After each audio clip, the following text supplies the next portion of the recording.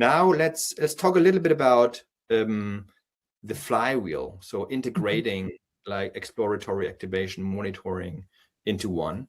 And then, I know you moved a little bit away from isolated research projects and talked a little bit already about that.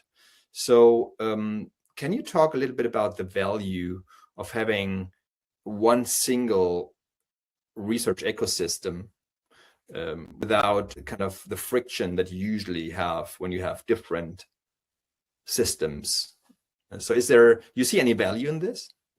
For sure. I mean, with different systems, like I said, it definitely takes time to vet new vendors and understand who's trustworthy. And it's also just a learning curve every single time we work with a new vendor.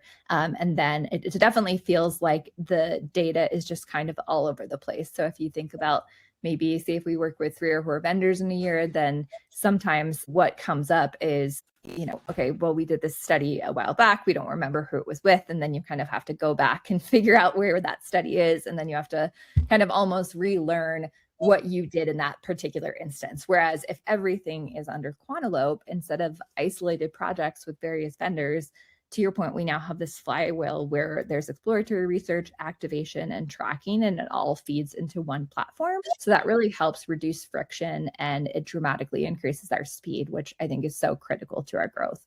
So I think for a high growth brand like Kettle Fire, that really matters. And I think what used to take weeks, we can now connect with your team and get something up and running in days, especially when I know you mentioned some of the AI-enabled tools that you are launching. And I think that really just helps accelerate our analysis. And it just helps us move at incredible speed, which I think is super important.